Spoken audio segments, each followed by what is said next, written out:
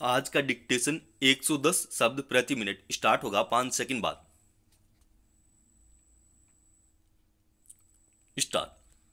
किसी भी हादसे का सबसे अनिवार्य सबक यह होना चाहिए कि ऐसे इंतजाम किए जाएं ताकि भविष्य में फिर उस तरह के हालात से बचा जा सके। मगर ऐसा लगता है कि सरकारों ने एक तरह से यह रिवायत बना ली है कि किसी हादसे में जब तक कई लोगों की जान न चली जाए और वह मुद्दा तूल न पकड़ ले तब तक उसकी नींद नहीं खुलेगी।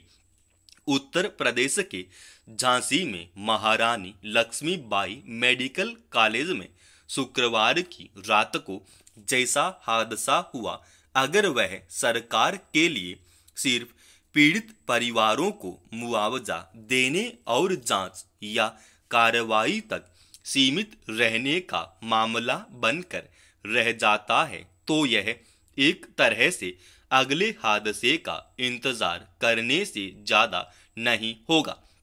गौरतलब है कि अस्पताल के नवजात शिशु गहन चिकित्सा कक्ष यानी NICU में शुक्रवार की रात भीषण आग लग गई, जिसमें 10 नवजात की जलकर मौत हो गई।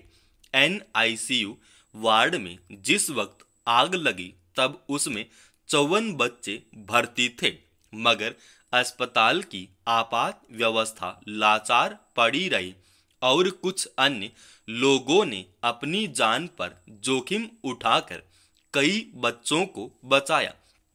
अगर इन कुछ लोगों ने हिम्मत नहीं की होती तो अंदाजा लगाया जा सकता है कि कितने बच्चे जिंदा बच पाते। आखिर ऐसी स्थिति कैसे बनी हुई थी कि अस्पताल के सबसे संवेदनशील कक्ष में भी इतने बड़े हादसे को रोका नहीं जा सका। खबरों के मुताबिक झांसी के मुख्य चिकित्सा अधिकारी ने बताया कि यह घटना अस्पताल के ऑक्सीजन कंसंट्रेटर में आग लगने की वजह से हुई। साथ ही कारण के रूप में शॉर्ट सर्किट, अग्नि सुरक्षा के नियमों का धत्ता बताने और आग बुझाने वाले यंत्र पुराने होने की खबरें भी आई। अब रस्मी तौर पर इन सब की त्रिस्तरीय जांच कराने की सरकारी घोषणा कर दी गई है। मृत नवजातों के परिजनों को 5 लाख रुपए और गंभीर घायलों को 50,000 रुपए की आर्थिक सहायता दी जाएगी। लेकिन ऐसी तमाम घटनाएं गवाह हैं कि इस तरह की जांच के नतीजे क्या आते हैं, किसे जिम्मेदार ठहराया जाता है, किसके खिलाफ कार्रवाई होती है और उसके बाद ऐसे हादसों को पूरी तरह रोकने और बचाव के लिए क्या किया जाता है। यह जनता के सामने शायद ही कभी आ पाता है। मान लिया जाता है कि मुआवजा ऐसी लापरवाहियों का शिकार होकर किसी की मौत से उठे सवालों का जवाब है। ऐसा नहीं है कि इस तरह की यह कोई पहली घटना है। इससे पहले गोरखपुर के BRD मेडिकल कॉलेज में सन 2017 में ऑक्सीजन की आपूर्ति बाधित होने से 63 बच्चों की जान चली गई थी।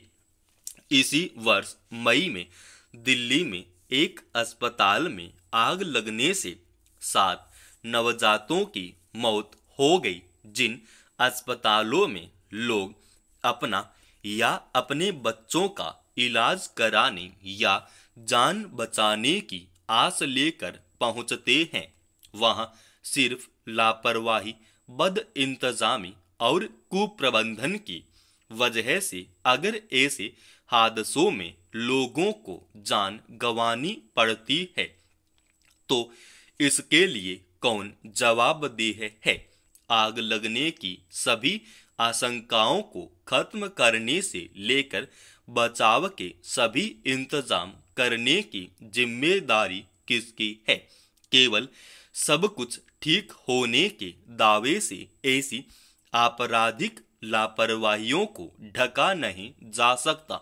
सवाल है कि ऐसे हादसे सरकार के लिए कब ऐसा सबक बनेंगे जब वह इनसे बचाव या ऐसा न होने देने के लिए ठोस और मुकम्मल इंतजाम करेगी। श्रीलंका 2 साल पहले की उथल पुथल से उबरते हुए अब तक नई राह पर पिछले दिनों शांतिपूर्वक हुए संसदीय चुनावों से स्पष्ट है कि देश की अतीत की त्रासद छाया से निकल रहा है। नेशनल पीपुल्स पार्टी एनपीपी ने सभी वर्गों और समुदायों का समर्थन हासिल कर जता दिया है कि उस पर और राष्ट्रपति अनुराग कुमार दिसानायके पर पूरे देश को भरोसा है। गौरतलब है कि दिसानायके की पार्टी एनपीपी को संसदीय चुनाव में 60% से अधिक मत प्राप्त हुए हैं। इस तरह श्रीलंका के इस प्रमुख दल को संसद में 2/3 बहुमत मिल गया है। प्रतिद्वंदी प्रेमदासा की पार्टी 40 सीटों पर सिमट कर रह गई। बाकी को गिनती की सीटें मिली। शानदार जीत के साथ एनपीपी ने विपक्षी दलों पर बढ़त तो बनाई ही, एक दूरगामी संदेश भी दिया है। यह कम बड़ी बात नहीं कि तमिल अल्पसंख्यकों के गढ़ जाफना में अपने प्रभुत्व को बनाए रखा और वहां की 6 में से 3 सीटें अपनी झोली में डाल ली। वहां वर्षों वर्चस्व बनाए रखने वाली तमिल पार्टियों को इससे गहरा झटका लगा है, जबकि इससे पहले कभी सिंहली बहुल पार्टी जाफना प्रांत में अपने पैर नहीं जमा पाई थी। एनपीपी की विजय को दिसानायके के उस बयान के परिप्रेक्ष्य में देखा जाना चाहिए जिसमें उन्होंने कहा था कि उनकी पार्टी को सभी समुदायों के बीच स्वीकार किया जा रहा है।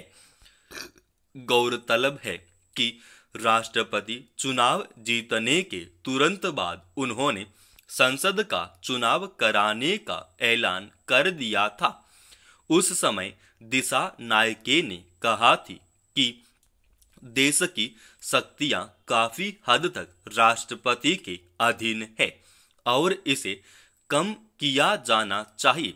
इसके लिए उन्होंने लोगों से 2/3 सीटें जिताने की अपील की थी। राष्ट्रपति के अधिकारों को लेकर श्रीलंका में सवाल उठते रहे हैं, मगर किसी भी दल ने कोई पहल नहीं की। अब उम्मीद की जा रही है कि दिसानायके न केवल भ्रष्टाचार पर लगाम लगाएंगे बल्कि राष्ट्रपति की शक्तियां कम करने के अपने वादे को भी पूरा करेंगे।